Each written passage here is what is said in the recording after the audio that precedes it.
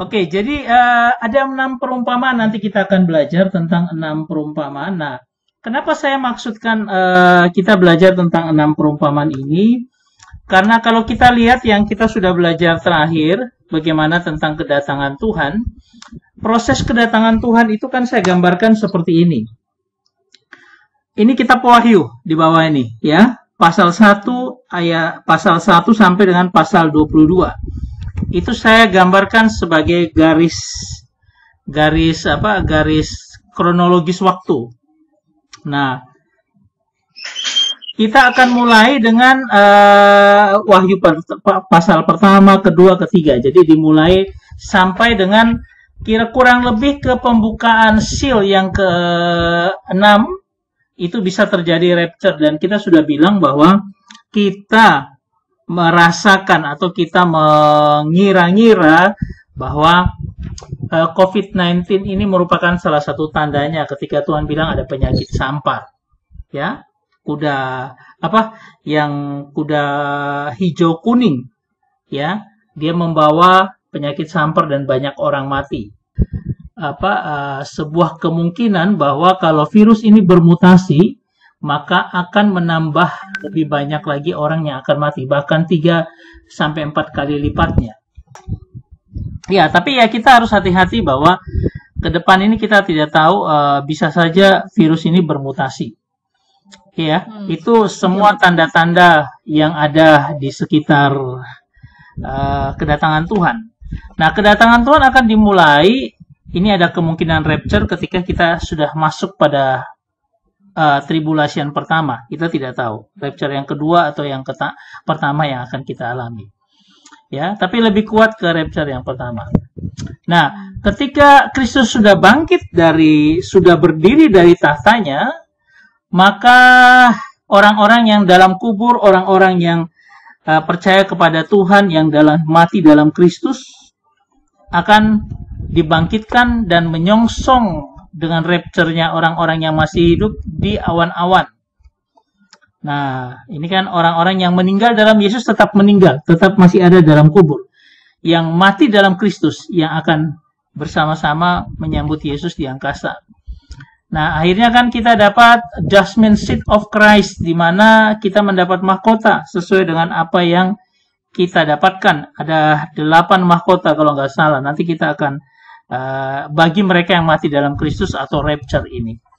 Kemudian di bawah, di bumi ada 7 tahun masa antikristus. Ya, 3,5 tahun pertama agak tidak terlalu, tetapi di situ 3,5 tahun pertama itu 7 sangkakala. Kemudian lebih parah lagi adalah 3,5 tahun selanjutnya masa antikristus itu ketika Great Tribulation, ya. Jadi tribulasi yang besar. Kemudian disinilah masa antikristus, ya.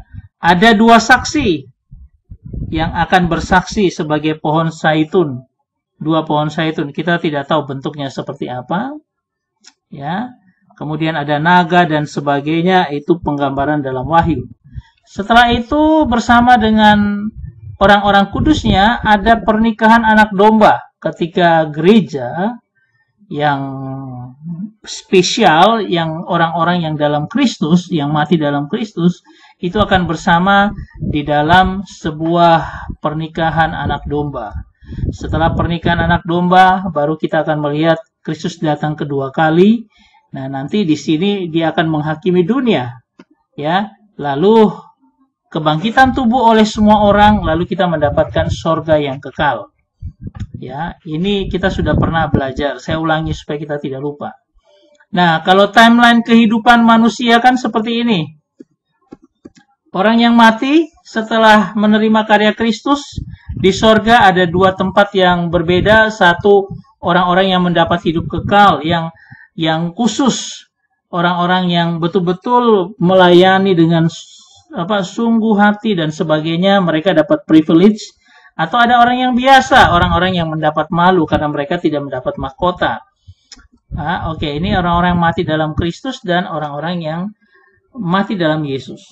Kemudian di bawah ada orang-orang yang jahat, Semua masuk ke neraka, tetapi masih hanya rohnya, belum ada tubuh kebangkitannya. Setelah itu tahun 2020, kita tidak tahu kapan Antikristus datang, tapi proses yang ada di atas, kedatangan 2 kali akan mulai berproses, kita tidak tahu titiknya di mana, tapi paling tidak akan ada rapture, dan orang-orang yang mati dalam Kristus akan bersama-sama dengan orang yang rapture menyambut Tuhan di angkasa. Nah, akhirnya semua berkumpul di kedatangan Yesus yang kedua kali bersama orang kudusnya.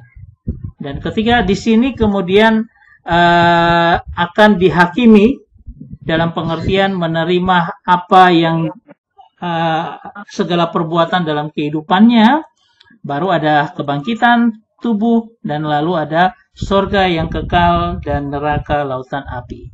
Ya, ini timeline kehidupan kita manusia. Nah, yang saya katakan bahwa saya ingin kita melihat 6 perumpamaan, karena 6 perumpamaan itu akan masuk ke dalam timeline ini. Nasihat supaya berjaga-jaga itu, kalau misalnya perumpamaan pohon ara itu menggambarkan seluruh posisi ketika kita sudah mulai masuk di dalam kedatangan Yesus yang kedua kali. Titiknya di mana? Nah, itu melambangkan supaya kita seperti melihat pohon ara yang nanti bertunas, kemudian dia sudah mulai bertunas, kemudian dia mulai bertumbuh dan sebagainya, dia sudah mulai menghasilkan buah, itu sebagai tanda-tanda supaya semua ini prosesnya jalan. Tapi kita dikasih perumpamaan yang pertama untuk berhati-hati di situ. Nah, 2 juga begitu. Nasihat supaya berjaga-jaga. Nanti baru kita lihat perumpamaan hamba yang setia dan jahat itu ke arah kemana? Apakah mungkin ke judgment seat? Artinya akan mendapatkan upah. Nah, kita siap-siap menjadi hamba yang setia, jangan jadi hamba yang jahat. Perumpamaan gadis yang bijaksana dan bodoh itu untuk apa? Oh, itu untuk nanti perkawinan anak domba yang kita lihat ada di sini ya, the marriage of the lamb. Kemudian perumpamaan tentang talenta itu yang mana? Lalu perumpamaan tentang domba dan kambing itu pasti di bagian terakhir ketika Tuhan mengumpulkan semua orang dalam kebangkitan yang kedua. Kebangkitan yang pertama orang-orang kudus sudah naik bersama-sama dengan Kristus. Kebangkitan yang kedua adalah orang-orang yang menyusulnya karena mereka tidak mendapat mahkota. Ya, nah itu nanti dijadikan satu domba dan kambing, itu akan kelihatan di akhir pada saat kedatangan Tuhan.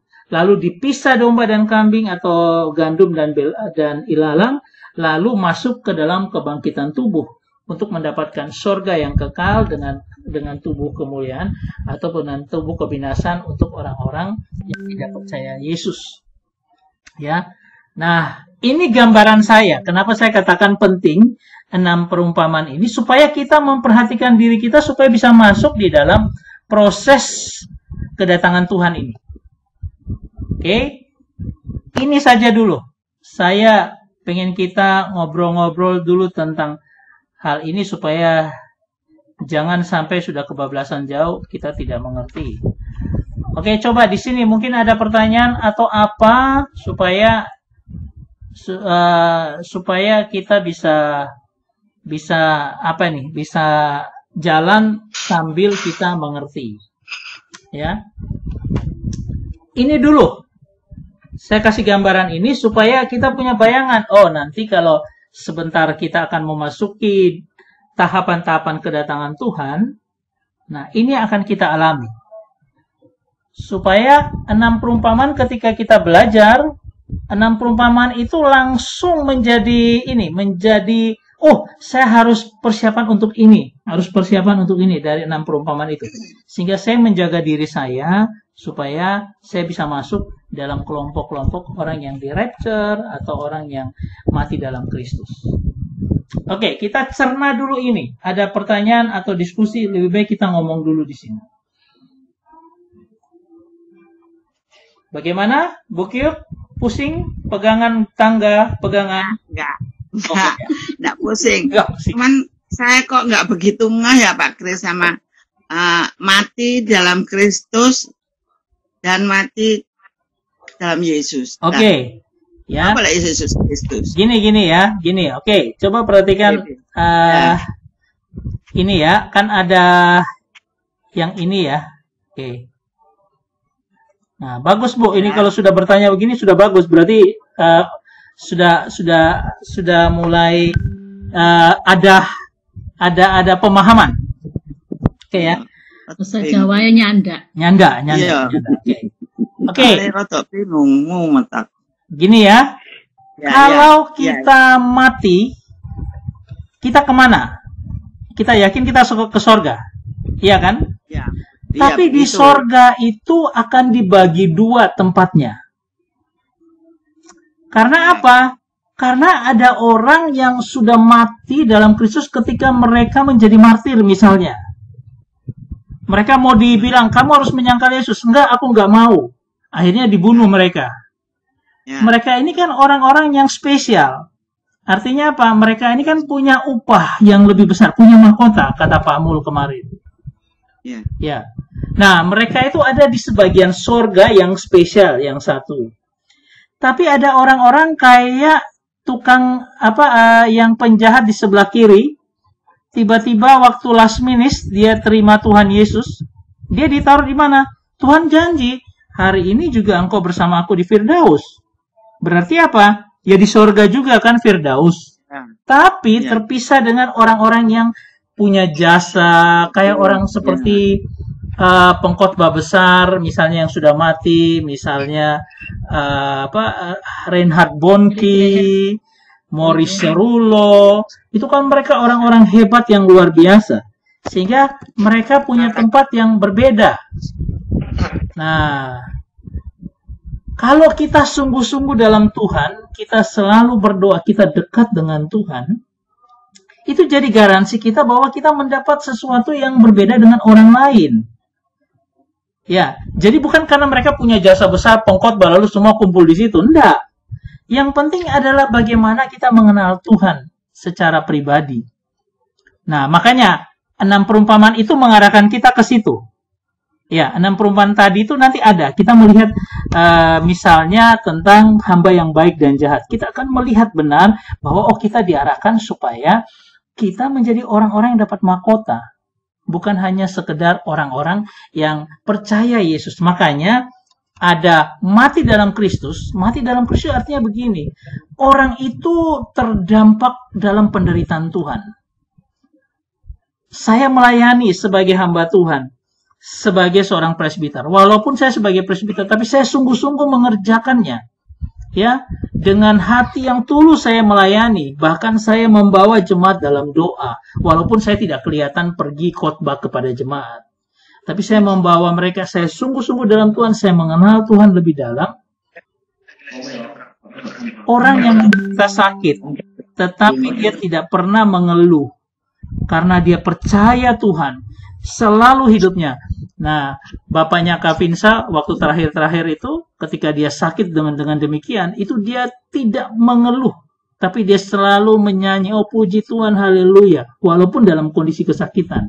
Nah, orang-orang yang menderita seperti itu tapi iman mereka makin kuat, bukan malah down seperti itu.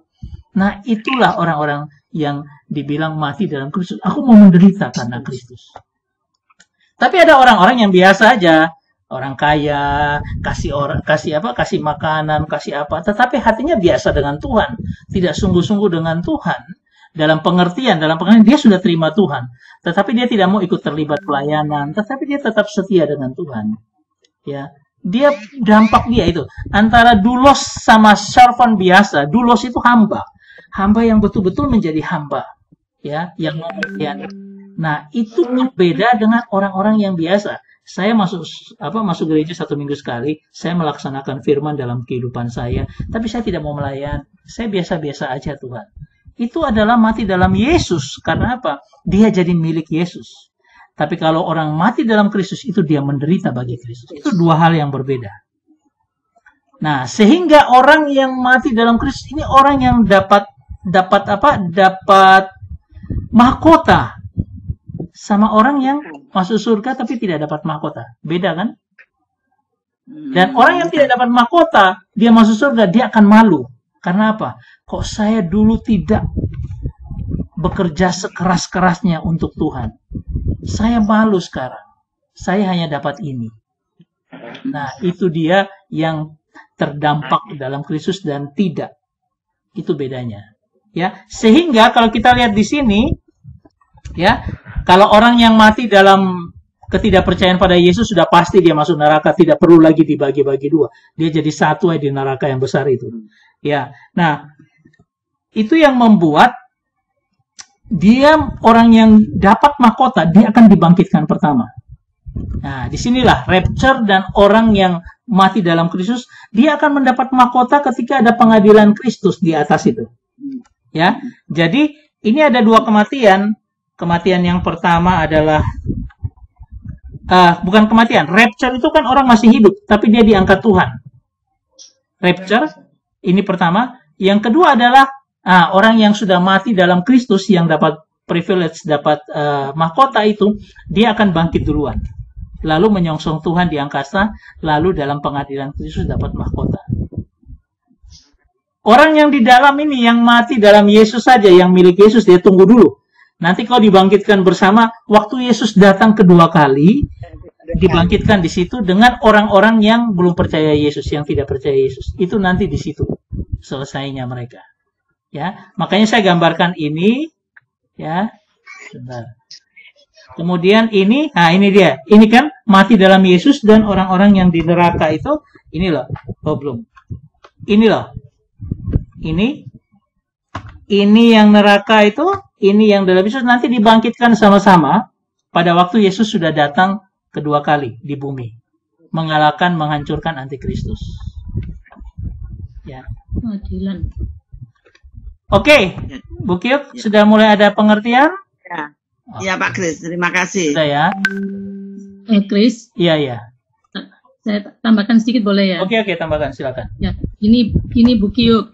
Ya. Jadi yang Kristen tenan sama Kristen-Kristenan. Nah, itu tadi.